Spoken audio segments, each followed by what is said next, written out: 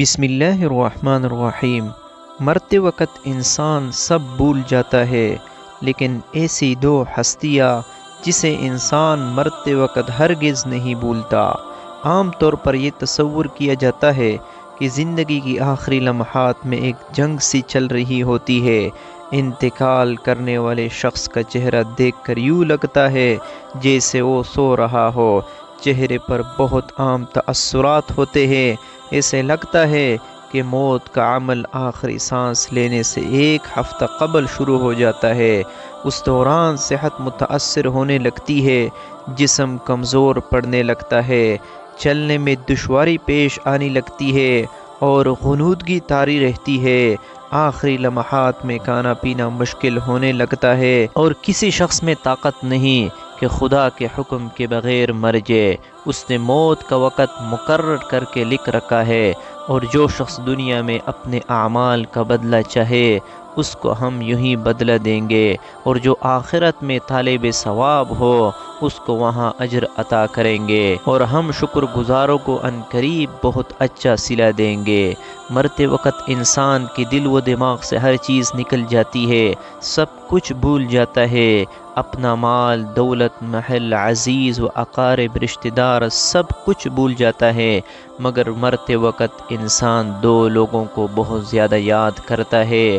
دو لوگ ہرگز نہیں بھولتا، ان کو سامنے بٹھا کے چیخنے کی کوشش کرتا ہے، ان کے غم میں رونے کی کوشش کرتا ہے، مگر رو نہیں پاتا۔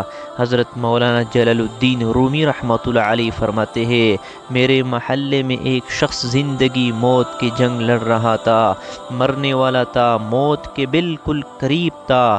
لوگ میرے پاس آئے، بولے حضرت ہمارا ایک شخص مرنے والا ہے، آپ آئیے، انہیں کلمہ پڑھنے کی تلقین کرے، قرآن پڑھنے کی تلقین کرے۔ حضرت مولانا جلال الدین رومی رحمۃ اللہ علیہ فرماتے ہیں، میں اس مرنے والے کے پاس پہنچ گیا، اس کے قریب بیٹھ گیا، آس پاس میں اس کے دوست، رشتہ دار، عزیز و اقارب بیٹھے ہوئے ہیں۔ اب اس مرنے والے کی آنکھ چھت پر لگی ہوئی کچھ سوچ رہا ہے۔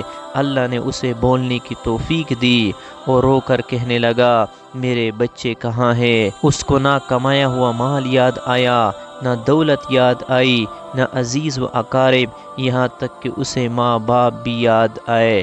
بس وہ کہتا ہے میرے بچے کہاں ہیں؟ بچے دوڑ کر آئے، ساتھ میں بیٹھ گئے۔ پھر کہتا ہے میری بیوی کہاں ہے؟ بیوی دوڑ کر آئی اور ساتھ بیٹھ گئی۔ اب کہتا ہے تمہیں دیکھ کر میرا دل رو رہا ہے، سوچ رہا ہوں کہ میرے مر جانے کے بعد میرے بچوں کا کیا بنے گا۔ انسان جب مرتے وقت بچوں کو دیکھتا ہے، اللہ تعالیٰ جب اسے دیکھنے کی توفیق دیتا ہے، ہمت دیتا ہے، جب آخری بار بچوں کو دیکھتا ہے تو یہ بھول جاتا ہے کہ میرے مرنے کے بعد میرا کیا بنے گا۔ یہ سوچتا ہے کہ میرے مرنے کے بعد میری اولاد کا کیا بنے گا، میرے مرنے کے بعد پتہ نہیں میرے ان بچوں کا میری طرح کوئی خیال رکھے گا یا نہیں۔ اس کی آنکھیں رو رہی ہے۔ بیوی کو نصیحت کرنے لگا، میں تو دنیا چھوڑ کر جا رہا ہوں، مجھ پہ ایک احسان کیجیے گا کہ میرے ان بچوں کو قرآن مجید کی تعلیم لازمی دیجیے گا۔ ان کے منہ سے نکلا اللہ کا نام میری قبر کو روشن کر دے گا، مجھے جہنم کی آگ سے اللہ کے عذاب سے دور کر دے گا۔ ان کو دین کی تعلیم دینا۔ ایک واقعہ ملاحظہ فرمائیے، حضرت سیدنا موسیٰ علیہ السلام کا ایک قبرستان سے گزر ہوا۔ آپ علیہ السلام نے دیکھا قبرستان کے ایک قبر کے اندر مردے کو دردناک عذاب دیا جا رہا ہے، مردہ عذاب میں مبتلا ہے، اس کی قبر جہنم کے گڑھوں میں سے گڑھا بنی ہوئی ہے، مردہ عذاب میں مبتلا ہے، چیخ و پکار کر رہا ہے۔ حضرت سیدنا موسیٰ علیہ السلام آگے چلے گئے۔ کام کرنے کے بعد واپسی جب اسی راستے سے گزر ہوا، آپ نے دیکھا وہی جہنم میں جلنے والا شخص جس کی قبر میں عذاب دیا جا رہا تھا، اب وہ شخص جنت میں ٹہل رہا ہے، اس کی قبر جنت کا باغ بنی ہوئی ہے۔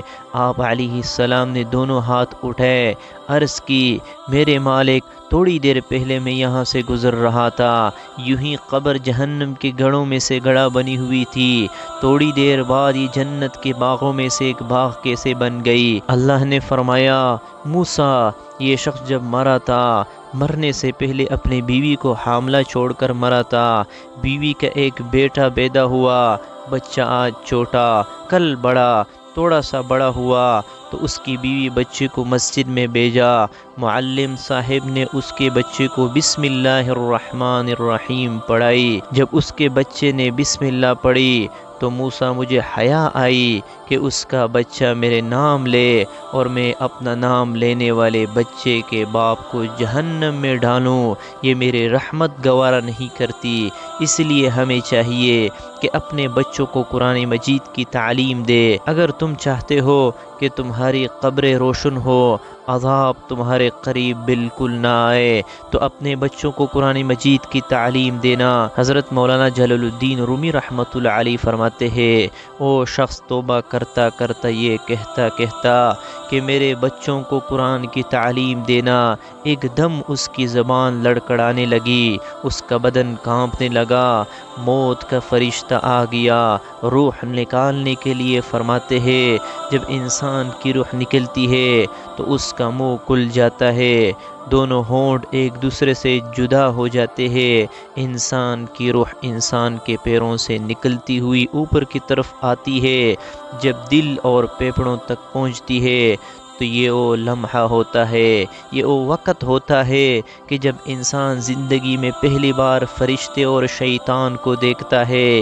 یہ وہ مرحلہ ہوتا ہے جب انسان کے ایک طرف شیطان اس کے کان میں غلط مشورہ ڈالتا ہے اور دوسری طرف اس کی زبان سے اس کے عمل کے مطابق الفاظ نکلنے لگتے ہیں۔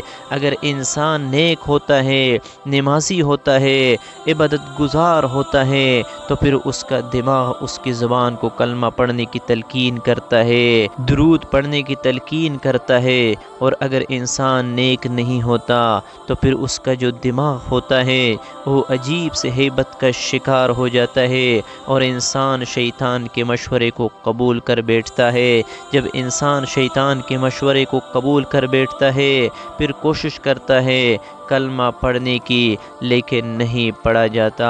ناظرین آج ہماری آنکھیں کھلی ہے، آج ہماری سانسیں چل رہی ہے، اس سے پہلے کہ یہ وقت گزر جائے یہ زندگی کے لمحے میرے اور آپ کے لیے غنیمت ہے، آخرت کے لیے کچھ اکٹھا کر لو، مرنے سے پہلے پہلے قبر کی روشنی بنا لو، معلوم نہیں پھر فرصت ملے یا نہ ملے، معلوم نہیں پھر یہ زندگی کے لمحے ملے یا نہ ملے۔ اللہ پاک ہم سب کو عمل کی توفیق عطا فرمائے اور ہمارا خاتمہ ایمان پر فرمائے، آمین ثم آمین۔ ناظرین کمنٹ باکس میں ایک بار اللہ کے 99 نام میں سے ایک نام ضرور ٹائپ کرے۔